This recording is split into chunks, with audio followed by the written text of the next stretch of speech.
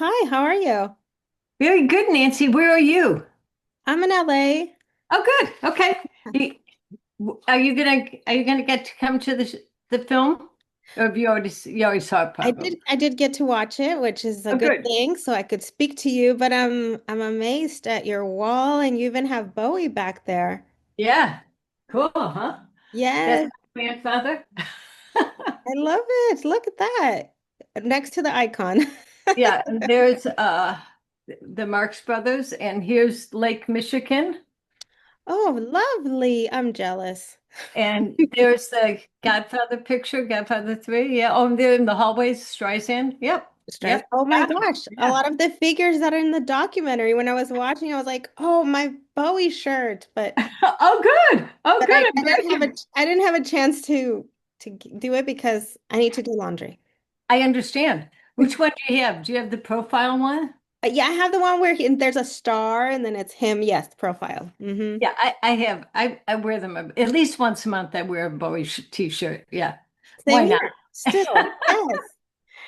Yeah. So, well, how is it that you dived in, got this opportunity to dive in to tell us about Steve's story? Uh, well, I, Steve's my husband, right? Oh, yes. So Steve was my husband. Yeah. So it was easy. You know, um, he got diagnosed with cancer in June of 2021. And that was the 22nd. It was a friend's birthday hit. That's why I know it so well. Besides, it's a horrible date now. Um, and by July 11th, I had a film crew. I had to film his stories because I knew all of Steve's stories because he had done a lot of book signings and talks. So I thought, well, I just want to make sure we have them on film. And honestly, Steve loved telling his stories, so he was thrilled. He was delighted to be telling the stories. I mean, we didn't know he was going to not be with us longer, but I'm glad, certainly glad I did it. Certainly glad I did it. Yeah. Oh my gosh. Embarrassing that I did not know this, Don't but worry about, you know what? I don't really want a whole lot of people to know because I'm afraid they'll look at the film and feel like, oh, that poor widow, a word I hate. We're going to have to like the movie. This is sad. I just want them to see the movie and like Steve's photos. That's my only goal. See the movie and like Steve's photos, you know. firsthand you got to experience probably his enjoyment and got to hear so many stories Yeah. Yeah. behind behind all these photographs that I was at awe. He was an awesome storyteller. Well, he is, isn't he? He's a very good story. I have a funny story to tell you. He did that book, The Fire Next Time, and he had a talk and a book signing at a bookstore in Los Angeles. And it was a pretty big turnout. And I'm kind of sitting in the back, and this man came up to me afterwards and he said, oh, you know what the best thing I thought about your husband's talk? And I like act really kind of fakey, polite wife. I go, oh no, what? This sickening voice comes out and he goes, that you watched it. And I thought, oh, I could easily have been, like I never thought about that. What if I was the person that had heard the stories one too many times and scrolling on my phone? Yes. Yeah, I thought, oh, Mike, I always watched them, but I was really grateful that I do always watch them. Yeah. No, I love it. And I feel like in a way from watching the documentary, today there's the reality shows, we get to see the behind the scenes of things, but I think he did it much earlier based on the documentary, based from and the perspective with just autographs, and the whole like the Bobby Kennedy uh, section. I mean, being Oh, there during his last holiday. isn't that unbelievably touching to think that Robert Kennedy would let this, this guy come over and take pictures of family? I mean, that says something about their relationship. I find that fascinating, you know. Yeah. So tell me about getting to put in that section because I was a fan of the Kennedys, my mom. Oh my gosh. So yeah, I get it from her and getting that section and any stories that he gave you from it. Well, Steve, anytime that I can't believe what is Robert Kennedy's wife's name? I forgot because of the E. And I forgot too. It was Yeah. mentioned in the Anyway, documentary. and anytime she would come into town, gosh, it's going to drive me crazy. Steve always stayed in touch with the Kennedys, with the Kennedy family. After Steve died, I contacted Carrie Kennedy and said if they want to come over and go through the archives, because we have so much family material that could be very touching. Um, they still haven't come. They said right away, I got an email right away saying, oh, yeah, we'll come. They still haven't come. But it doesn't matter. I just wanted to offer it. I offered it to Streisand, to Stallone, and to the Kennedys. And it had nothing to do with me trying to be friends with them. That really had nothing to do with it. I just thought we have so much material on those three topics. It might be nice, for them to see some of their family photos that Steve took. It would, and maybe they can share them with us Yeah, so yeah, we can and see if it. they wanted to sneak out a couple of those prints, fine, yeah.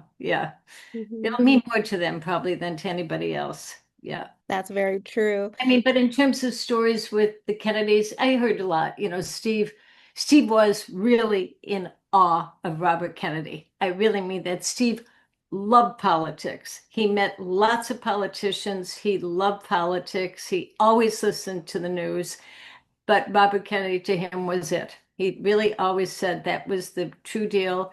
You know, this guy is brilliant and he knows what he's doing and he cares. But he So was, everyone was held to Robert Kennedy's standards. Yeah. hmm But Steve was not around during the on the trip of the assassination. No, Steve was working. I can't remember what it was. We could figure it out. We could just look.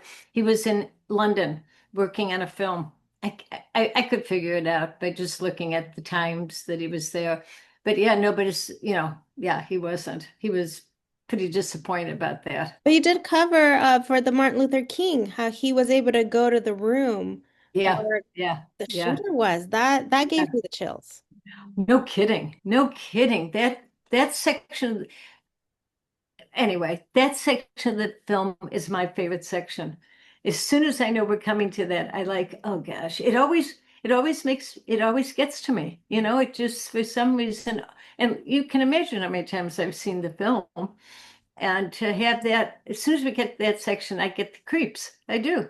I do. I just like, you know, But that section also tells us more about Steve and his how sensitive he was to capturing things, the handprint. yeah, yeah, yeah, that nobody else ever, there've probably been a lot of photographers that had, I imagine, you know, yeah, and that the motel room where Martin Luther King had just left, so randomly, not knowing that he wasn't going to come back.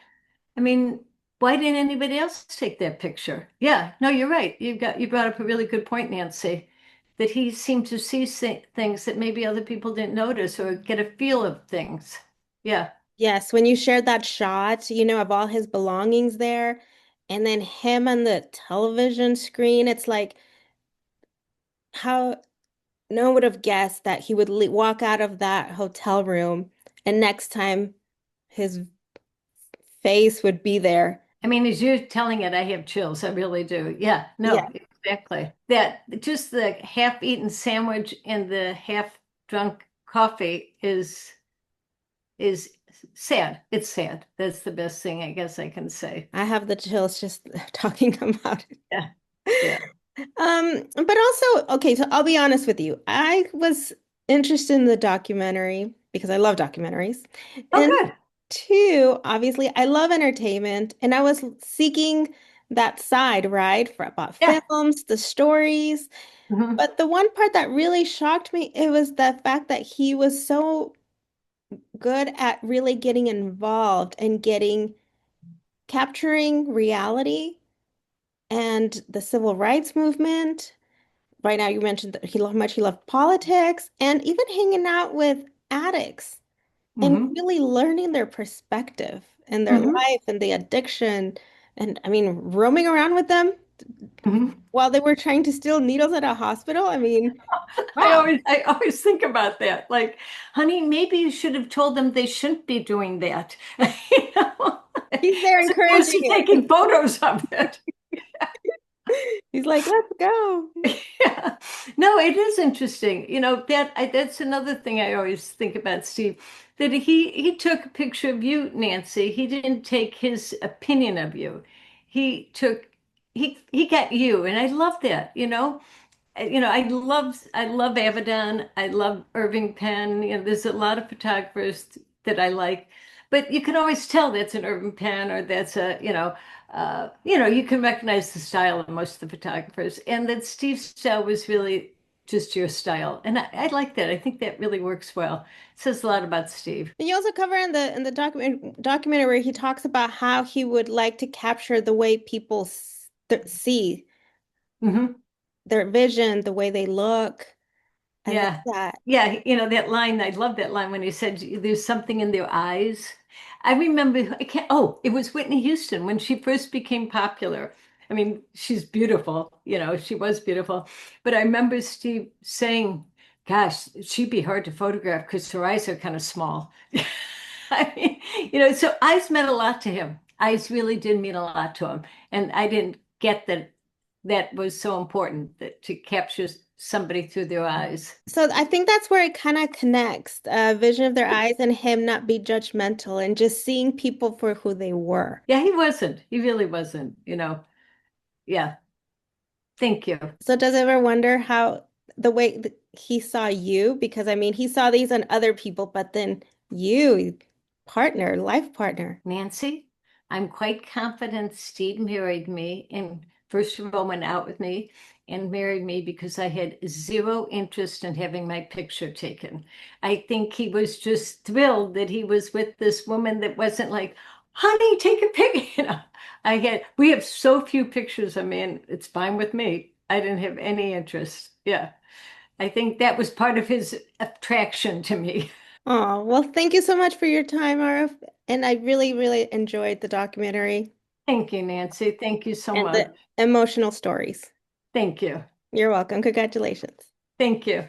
Bye. Sending you a virtual hug. Thank you. I'll take it. Thank you very much. All right. Bye-bye.